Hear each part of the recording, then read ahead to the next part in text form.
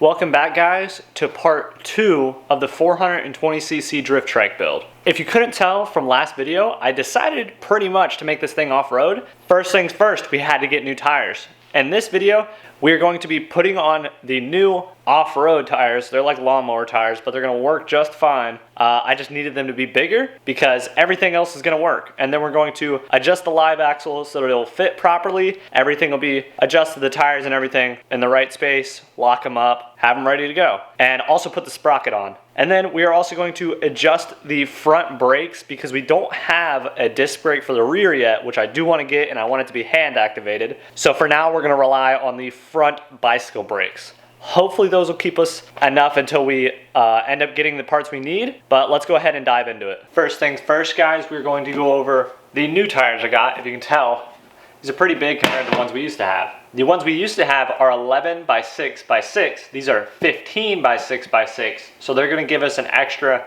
4 inches all around, 2 inches more clearance at the bottom because, you know, division. But we're gonna go ahead and unwrap these and try to put them on. But if you remember in that other video that I did with the racing go-kart tires, I had a lot of struggle. So we're gonna see how this goes. These are a bit bigger, and in some videos I've seen that they are a little easier. But I'm gonna link these in the description. I'm not affiliated with the company that produces these, but they were super cheap compared to other tires I've seen, especially for like a 15-inch one that would fit 6-inch rims because that's a popular rim. These are only 15 bucks a piece. So they also came with these little guys. So you don't have to worry about that either.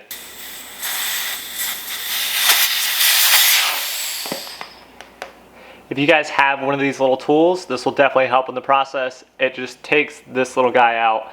Don't lose these either. They're super hard, or they're super easy to lose, especially when you take them out.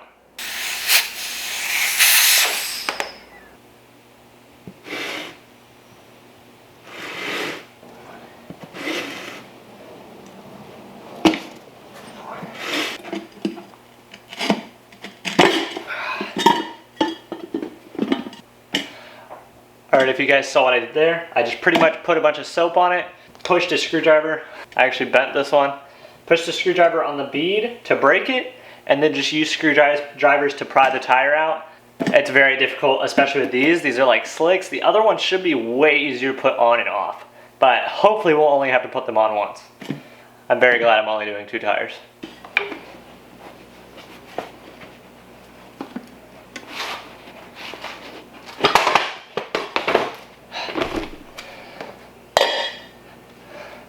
One done. I'm gonna go ahead and just put the new tire on this one and do the other one off camera because it's just gonna take so long.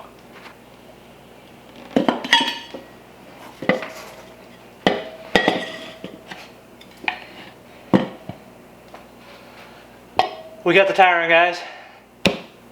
If you can see, I pretty much just used screwdrivers to pry it on the whole time, and it kind of just popped on. Everybody's gonna have a different method. I think most people are going to use something to pry them on. I certainly did. This also helped. I got this tip from Kart, the YouTube channel. So he used this to keep the tire from rotating or as like another ply piece so it doesn't come off. I used it just so it would act as like another screwdriver but stay in the same place the whole time without sliding around because of all the soap. I forgot to mention I use soap. Soap is a very key tip to this because it just kind of allows the tire to slip wherever you want it. I also didn't take the valve stems out because I already had some in these and I didn't really need to, but I have those extra ones now in case I ever need them for anything. All right, I finally got these tires on. They were a lot difficult than I thought, but it's probably just I need more practice. These are the second ones I've done. They definitely were quicker than those. I'm not sure which ones were harder in terms of not me. Because these are definitely easier because they're like turf tires or whatever. We're gonna go ahead and set the bead. Hopefully that works right. And then I have a bucket full of live axle parts and a sprocket to put on. But let's go ahead and see if these tires will set the bead properly because the last ones took a couple tries. So these tires are being just as difficult as the other ones I did, if not worse. So we're gonna just go ahead and worry about setting the bead later. What? I really hurt myself. You're dumb. But we're gonna go ahead and set up the live axle and then adjust the brakes. Huh? Not your favorite YouTuber?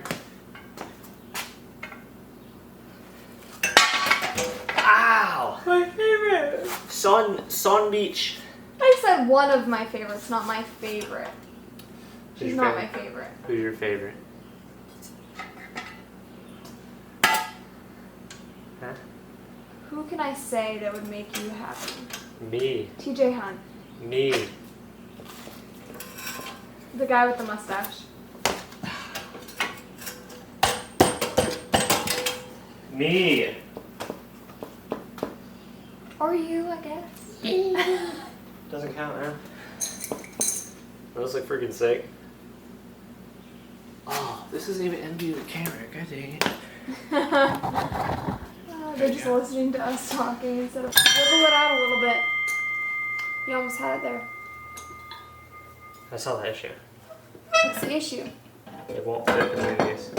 Oh, it has to spin? Frick! So you have to cut out a chunk of that middle? Yeah, I'm gonna do that a different way. Ah, frick. Frick me, dude. 21. 23 and a half.